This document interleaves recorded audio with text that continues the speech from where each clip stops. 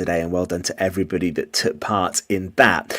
So local rugby from the weekend. You might remember on the show last Monday, we were joined by Tenby's head of rugby, John Evans.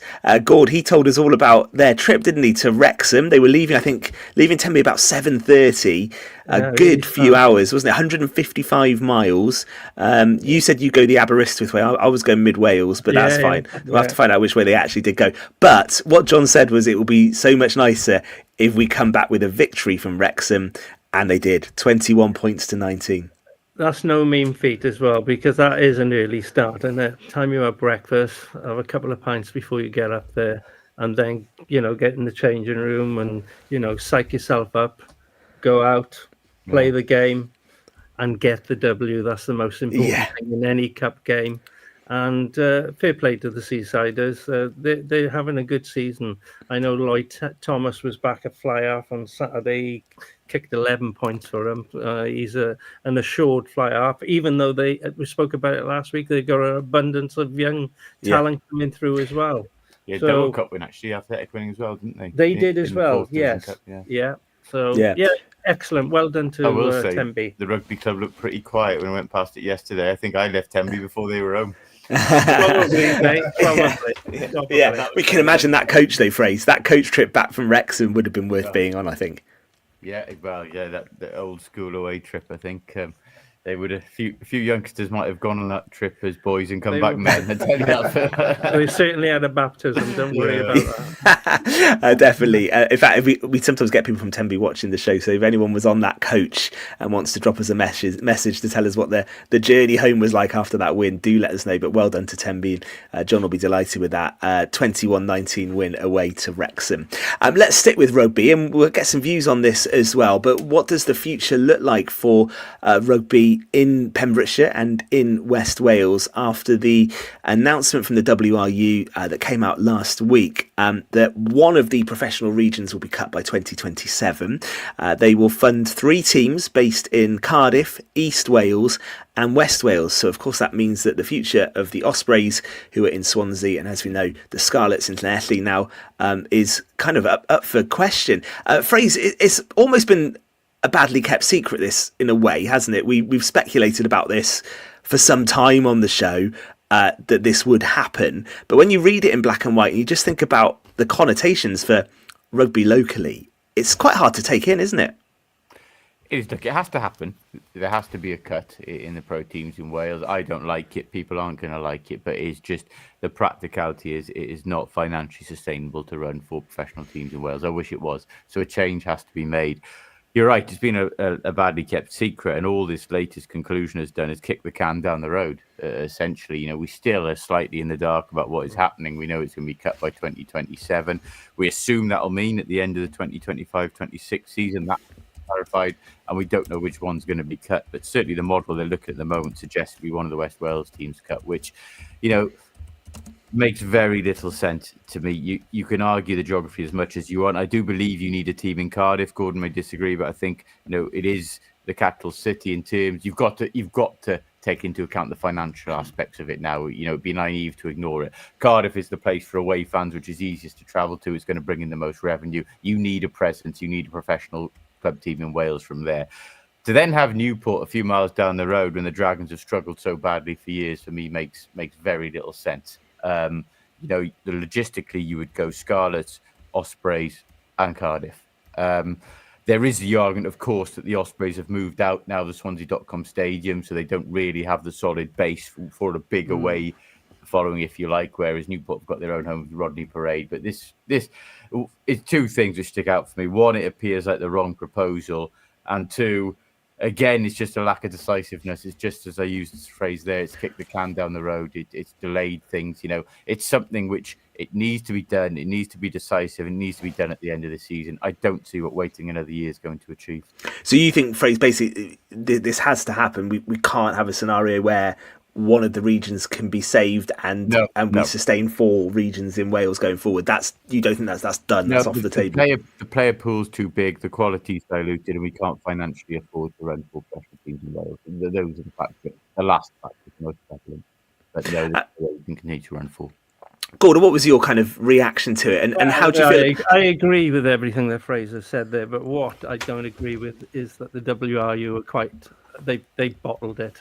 They've made a decision and they've gone back on it. That's what I think. Yeah. They know they have to cut it. They've just moved it on another 2 years now, which basically they can't afford, but they're going to do it. They're going to cover the costs whatever way they're going to do it. Yes, I agree with Fraser saying Cardiff are the capital side, they will stay.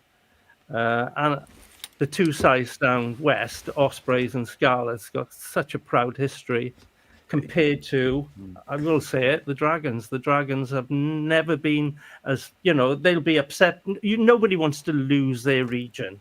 But you have to look at it and see the successes that the Ospreys have had in the past, the Scarlets have had, and not so much Cardiff, to be honest with you. But the Dragons are the least likely club to actually, be able to sustain. So it is tough. It's a tough decision, and I'm bitterly disappointed the WRU haven't gone and made a decision now, because it's going to cost them money in the long run again.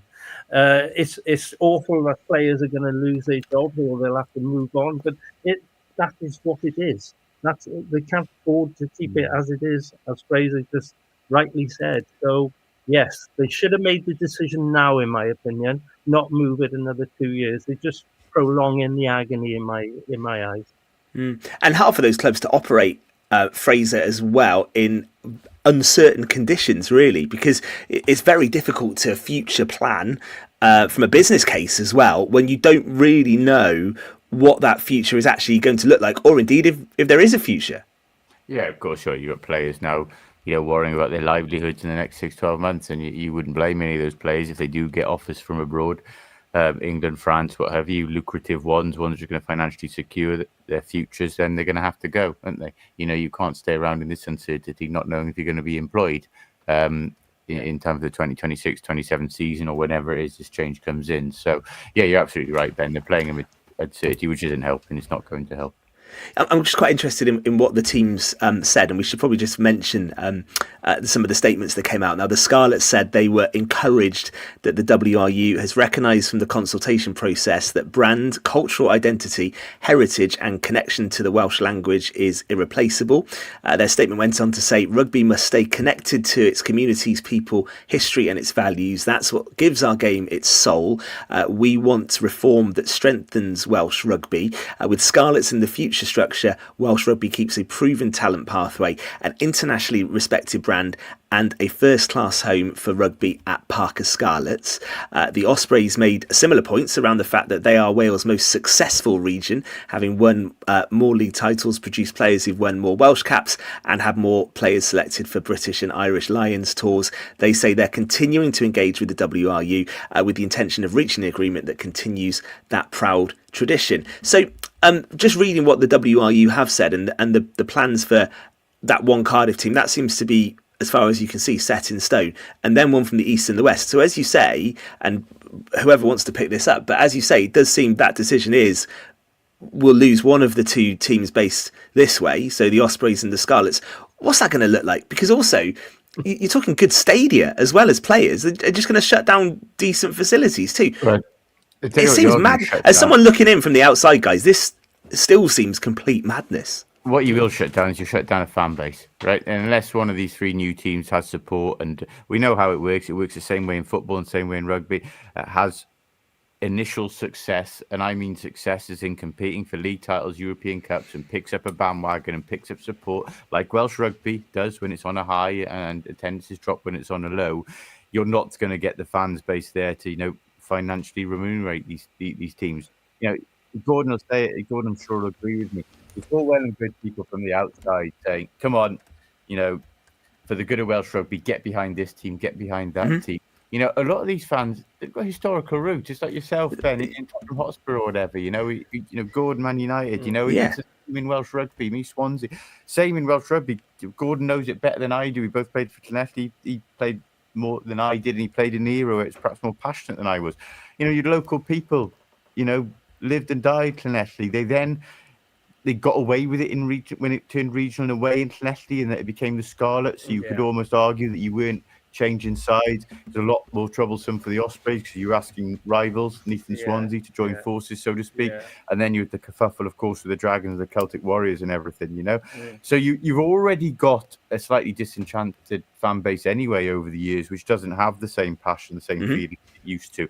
If you ask them to go and support a new team, which is Scarlets Ospreys, again, you're going to lose another 5-10%. Again, the reality is, and whether it's right or wrong, whether you argue against them or not, I speak to a lot of people now who are saying, I don't bother with regional rugby anymore, professional rugby, I just watch the local game. You know, there's so much noise, so much political mess, so much uncertainty around it. It's turning people away. Now, if you're going to merge this team, right, Ospreys, Scarlets, Llanelli, Swansea, West Wales, whatever you want to call it, you've got to make damn sure it's successful. You've got to make damn sure you're giving a fan base something to follow. Because if they don't, right, this could be disastrous because you will merge all these resources, all these players. You completely streamline the talent, which I don't think is a bad thing. I think there are too many players without professional talent diluting the 4 teams in Wales. And we'll talk about the ramifications maybe for Pembrokeshire that in a moment. But if you're going to do this, you need this team to be successful and you need to give people a reason to turn up and go there, because if they don't, you're talking empty stadium. To get to this stage, Gordon, regional rugby's failed, hasn't it? In Wales, I wouldn't say it's failed, Ben. You know, the Ospreys are the most successful club, and when they were in their, you know, pomp, they were playing some really good rugby, and they were probably at that particular time, and it's not that long ago, they were probably one of the best sides in Britain, no question about that. Europe. Europe as well, they were, and you know, so we talk about talent. We've always had talent, no matter what generation you go to. It's just that we're going through a bad period, and it seems to be made even worse now with the state of the game and the state of the national team. It seems like that we're all got a big load on our shoulders. Welsh Rugby will bounce back, but they have to get it right at the top and filter it through the whole system. Another thing I'd like to see them do is probably be looking at an Anglo league where you play the English clubs a lot more. 100%. Crowds have really suffered in Wales, and there's nothing really that excites them. But a Welsh English playing Bath, Llanelli playing Bath, or any of the likes of the Harlequins or whatever, it regenerates a lot of enthusiasm. Wales, England passion, they love it. Including, you can bring the Scottish and the Irish into this as well. I think we need to have a British type of league. I don't think England will agree to it because the Premiership is going so well. That's the hard thing to try and break. But we need to get in there so that we can sort of reinvigorate rugby again in Wales. God's absolutely right. I think you're putting the regional rugby's failed, Ben. If there was a failure, the biggest mistake we made back at the start of the century was jumping into bed with the Irish and Scottish, I'm sorry to say, which has now become Italy's and South Africa and so on, you know, because you've got away trips which simply aren't attractive. You know, the Scarlets hammered by, like, I think it was the Lions, was out in South Africa last couple of weeks. Who is going to go out to South Africa on a regular basis to watch a game of club rugby? It's in front of empty stadiums. You need ridiculous. They were getting criticised, the Scarlets, for having a half-filled. Well, it wasn't even a half-filled stadium out in. Who's going to travel to South Africa, Ben? Exactly. It's like in this climate to expect fans to pay that much money to go. It's bonkers. Absolutely. You know, when you got nothing to play for, and Gordon's right. An Anglo-English, an Anglo-Welsh league at the time would have been the way to go. I fear it's too late now. I'm not aware of that provision even being on the table. It may be too late, Fraser. I agree with you, but they've got to try. They've got to try and open that door to get in there and make some sort of headway into an Anglo league. They need to do it because Wales is suffering desperately. Not that England will care about that too much. I do want to ask the impact this could have on Pembrokeshire players, because Pembrokeshire has provided some great Scarlets, and Peter Morgan to Josh McLeod to Dom Day, of course, over the years. What do you think, Fraser? Pembrokeshire has always had a good relationship, I think, with the Scarlets on the whole. And it's given players that aspiration to go and play regional rugby. If we were to lose that particular region, what happens to that? This isn't going to be a popular view, I don't think, but I don't think this is a bad thing. And what I'm about to say now doesn't just relate to Pembrokeshire, it relates to a lot of areas in Wales. I think there are too many substandard players now across the 4 teams in Welsh Rugby. You need to, as I've mentioned there, you need to streamline the talent. Look, Ben, the best Pembrokeshire players, the elite Pembrokeshire players, will always make it. You know, the cream will rise to the top. They have to these days. It's not like the old days where you have to play one good game at a trial, or you have to play in front of the right selector, or know the right selector, maybe good, you know what I'm talking about there, to get noticed at a high level. Now you've got videos, you've got scouts. I don't know what you mean. You've got scouts everywhere. You've got scouts everywhere. You've got academy coaches, you know, watching all types of game. You've got people in system at an early age. If you are good enough, you will be picked up. All right. What this might mean is less players who aren't necessarily good enough get picked up. But I think at the moment we've gone to extreme. We have gone too extreme with youngsters before they've even developed in rugby, being put into academies before, you know. You went through it. Based on size, let's say it. There was stature. nothing wrong with the school's youth system. No. In fact, there was a lot of players came through that system, and it worked. Then we decide to go professional and bring out these academies that are going to make our players even better. Yeah. It's gone backwards, Ben. And we're going to academies too early. Backwards. They're going to academies too early. And I think, Ben, I hope I'm right here, that what this will do, if there is a team cut in the West, is it'll mean less players from our area perhaps making it to professional level, but the ones who are worthy of it will still go. Yeah, the cream, as you said, the cream will always rise to the top. What it'll be is the ones who perhaps don't merit it, who aren't going to bring anything to elite level professional rugby in Wales, perhaps won't. That's not a bad thing, because I think across the 4 teams at the moment, we've got too many players that we need to go to. All right, crystal ball time then. 2 years from now, will rugby still be being played at Parker Scarlets? The women's team, yeah? Yes. yes. I will say it will, yeah. What will the team be called that play there? The Scarlets. West Wales Hawks, what do they call them? Ospreys. West is best. Yeah. No, it's hard to see, but look, it's filtering down at the moment. It's filtering down into the amateur game, and we've still got this ridiculous situation until this changes. There's always going to be problems. The WRU are board a £100 million business in charge of an amateur and a professional game. The amateur game needs a separate board, you know, because at the moment the problems of the professional game are just filtering down. Resources from the professional game are being spent on the amateur game as well. They're being drained, you know. And like we've spoken about the cup competitions before, haven't we? Called up Pembrokeshire sides. Whitland were another one who didn't go on Saturday. You know, no excuse for that in my opinion. But there were 18 ties given his walkover. This isn't the first round stage, the second round. It's happening season every season.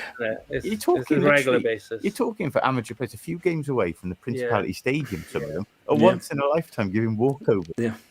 It's rotten to the core at the moment from top to bottom, and you need to split that. So until you split that, I'm always going to envisage problems throughout. All right, just to push you then, final question, then we will take a break. Do you think we will see some sort of merger between the Scarlets and the Ospreys? Is that what you think it will look like? Because based on what we know from the WRU, maybe left with no choice. Maybe left with no choice. Well, because of the language and the fact that its licenses up for grab, a conglomerate could come in and just take over all the resources. This is also a ridiculous thing with the language they're using and this lack of clarity. Because the dating situation, the most likely scenario for me was that you would keep the Scarlets base. You have to, because it's only the brewery field, right? But keeping the Scarlets name and asking the Ospreys to be swallowed up is a very, very big request. Yeah, and actually, just on that point, Tom, you are right. Just to finish this, if there is no consensus, the WRU say they will open a tender process. So 3 licenses, and people will have to bid for them. And we might. I wouldn't rule it out based just on what Fraser's just said as well. I said earlier, the WRU were bottled out on the decision, prolonged it another 2 years, waiting for somebody to say, "Oh, we should do this or should do that." Okay. That's what they're doing. They didn't make a decision. They had a chance to change Welsh Rugby. They didn't take the opportunity. All right, I'd love to do this debate again. So we should say, if anyone from the WRU ever wants to come on, more than welcome. And we didn't put them. See that one either. Good luck with that. No, we should also say we didn't invite them tonight. So we were just discussing this based on what came out last week, but we would put that invitation out there. I think we'd love to have anyone from the WRU come on and really get into this. And I think you get some great reaction from Pembrokeshire people as well to this, and it's one that I think will go on and on and on. Great debate, guys. We're going to come back for the final part. We will, I think, have a look ahead at some of those West Wales Cup games that Gordon and I went through as well last week on the show, and just a few things that happened in the world of Pembrokeshire football this weekend to look at as well. Final part of Pure West Sports is next.